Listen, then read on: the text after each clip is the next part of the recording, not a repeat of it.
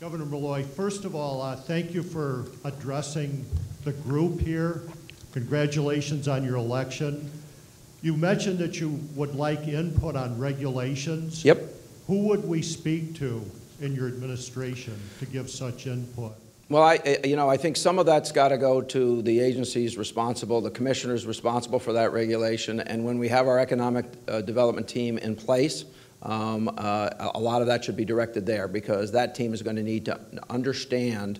And by the way, we're not reopening and revisiting every regulation. What I'm talking about is understanding those things that are unreasonably burdening our state in competition with New York, Massachusetts, New Jersey, and Rhode Island as a first round. So it would be the economic development team as well as any commissioner who has oversight over those regulations. And let me assure you, those commissioners will be more inviting than you have found commissioners in the past.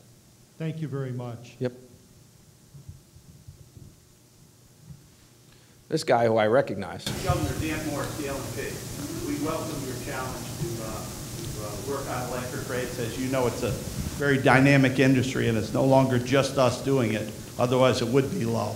But what I would really like to tell you or try to challenge with you is the business community here supported an income tax because all the other taxes were too high back in the early 90s. So we're here, we're supportive of you, and we appreciate the fact that you're challenging us to join with you. And we like and would encourage you to keep that open door policy. And we'll work with you on any issues that come before the state. Well, thank you. I would have appreciated if some of you had joined me before November 3rd,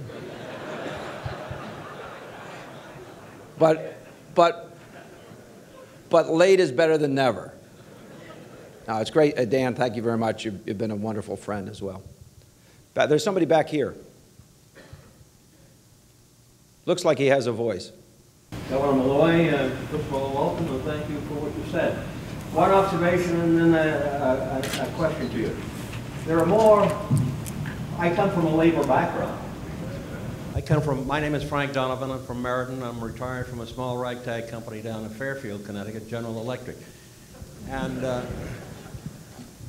I like what I heard you say on Connecticut Public Radio. I like what you said to the legislature the other day and this morning, okay? Number one, an observation. There are more public employee union members on the federal, state, and local government combined than all of the private sector in America. That's just happened in the past 15 years or so. The point being that they're a very strong built-in lobby for themselves, and I don't blame them. That's the thing.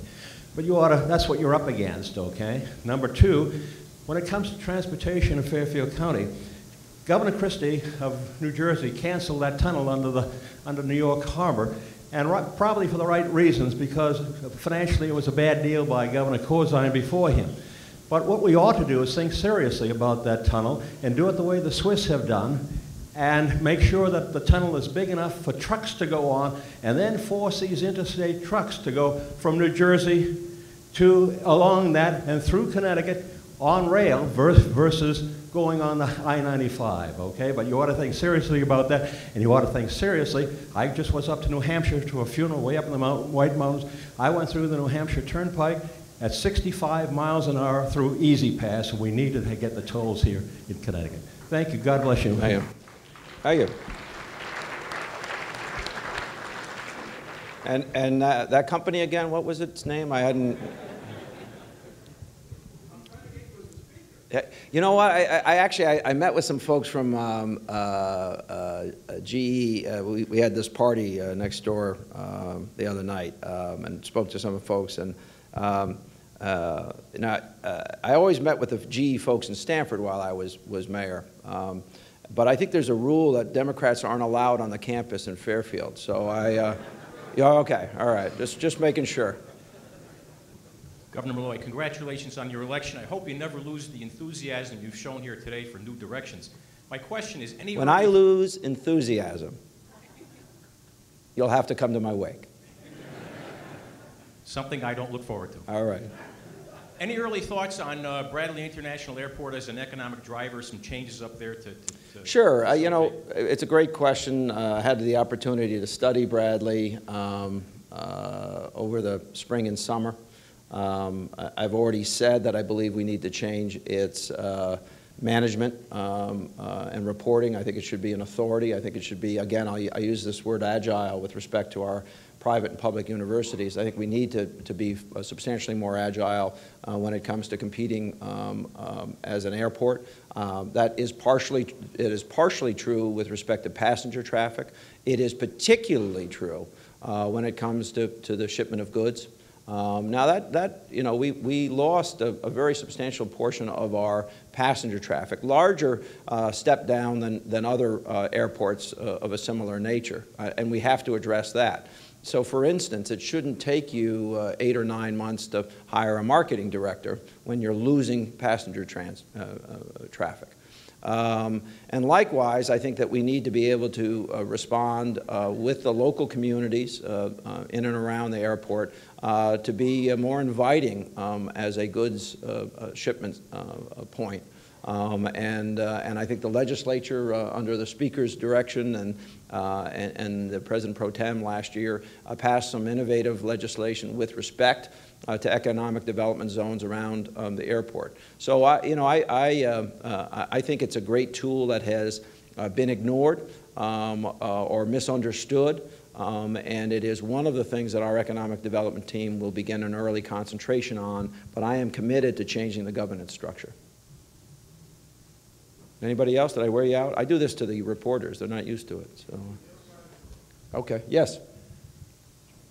Governor Malloy, Anthony Chirico, Essex, congratulations. My Thank you. son said he's pleased you're elected. Thank you. I'm here with my friend Brian and... Wait a minute, your son says it? Is that me? What does that mean? Yeah, well, you know... Did your wife say it too? Was there... The youth of our state are optimistic about your election. But I think you're missing my point. You're not happy that... All right. Trying to avoid that All point. right. Representative Cafaro has joined us. Let's see him by the door. Anyway, I'm here with Brian, who has a small manufacturer in Chester, which we were just in China in December, introducing his product lines, manufactured in Chester. We got a good reception.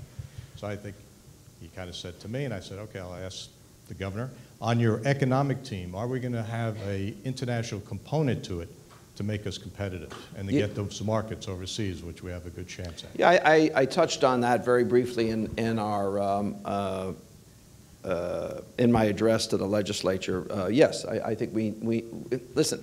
When I look at our immediate competition, you know, I want to stop losing to Massachusetts, Rhode Island, New York, and New Jersey. And then on a broader basis, I want to stop losing to the other states. And on a broader basis, I want to stop losing on the international side. And by the way, I want to be very clear that I believe the United States is going to see a large-scale rebirth of manufacturing, particularly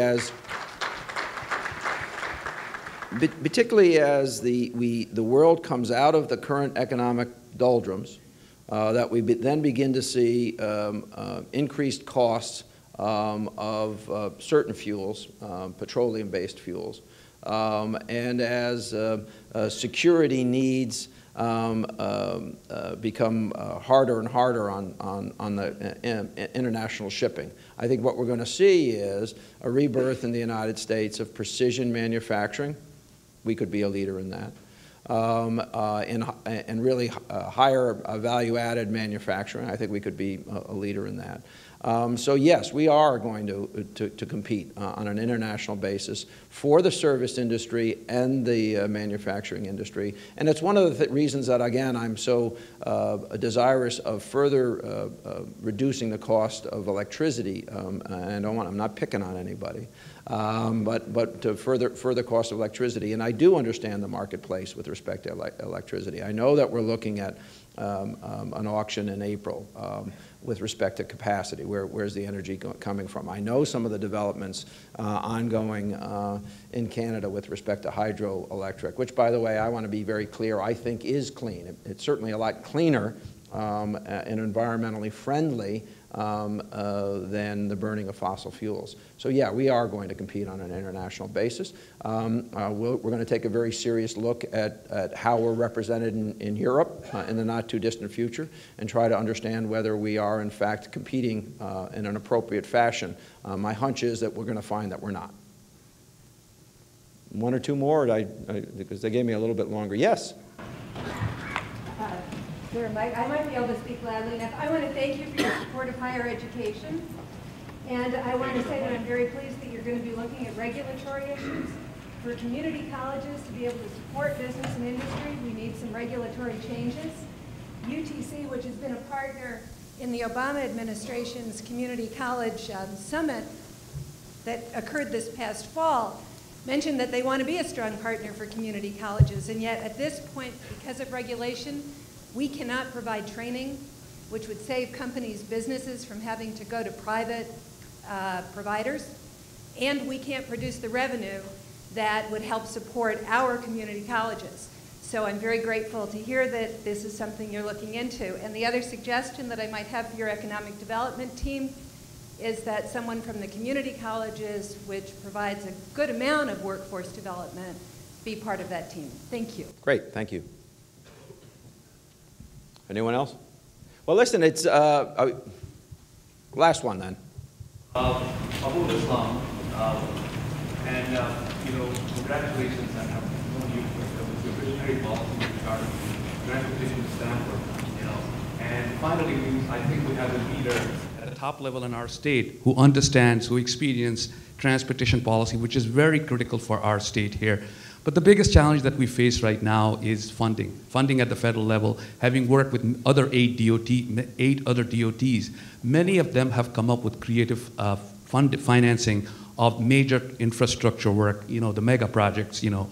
And unless we seriously look into, you know, in a public policy legislation and enact legislation and support at every policy in every shape or way, the 3P, the public-private partnership in highway construction, in transportation that many states have done successfully, I really, personally, I don't see, at least in the short term, that how we're going to address the funding challenges. And in order to do that kind of creative financing as well as a new project delivery methods, we also need to address, I'm sure, the transportation agency and restructuring it in a way that it can deliver those new project delivery methods and innovative financing that many states, as well as internationally, have built A-class infrastructure from airport to highway system to transit, you know, mega transit that functions, that we need some money there. So the question that is to you is that, you know, are we thinking along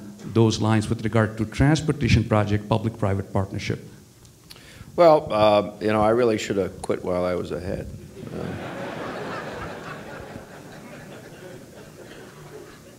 Transportation is this very big issue for Connecticut, and one which, because of the part of the state that I was born in, raised in, and served as mayor for 14 years in, I think I understand to a greater extent than some other folks. It's why I have such a commitment to it. It's why I'm not rushing in to hire somebody to reshape the DOT until I find the right person, quite frankly.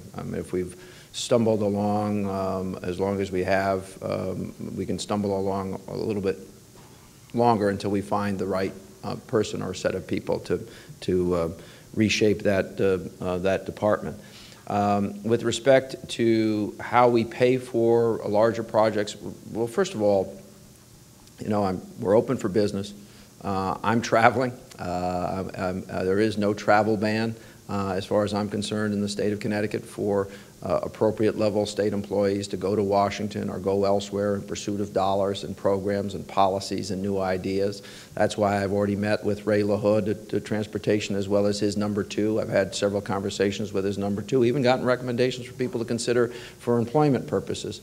That's why I've been down and sat down with Secretary Sebelius on the implementation of health care reform. It's why I'm going to be a presence in Washington. And it's why I read the things that are sent to me about private-public partnerships. I've actually worked in private-public partnerships as mayor of the city of Stamford, and also as a trustee of the U.S. Conference of Mayors, bringing that message to other mayors throughout the country.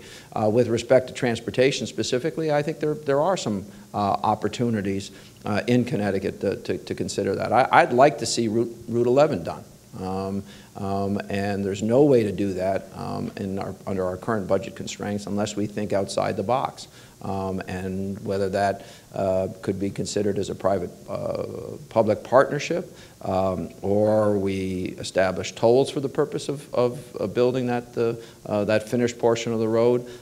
It's certainly one of the areas, just to give you an example of what we need to think about. I think in the purchase of major moving stock on the railroads, there were real possibilities, and there may be additional possibilities even on a refinance basis for some of that rolling stock in the future. It's been done elsewhere. It could be done here. I think there are opportunities. But on the other hand, let me be very clear. Anybody who has one of these private-public partnerships that they want to propose with us, we'll hear you, but we're going to be pretty good negotiators. And I got to make sure that the people of Connecticut get treated fairly in these deals, and that the deals see sunlight before they're entered into. So that the legislature or the people of the state of Connecticut have an opportunity to understand what we're trying to do. So what I won't do is to deliver to people a deal that's already been structured, already been negotiated, already been finalized, and only sees the light of day at the very end of the process. People need to understand what we're trying to do. That's what good leadership is. So we'll have a different approach even as we look at private-public partnerships. I want to thank you all for being so attentive. It was great to be with you. Please understand again and tell all of your friends and colleagues in other states that we're open for business and we'd like to steal their jobs. Thank you very much.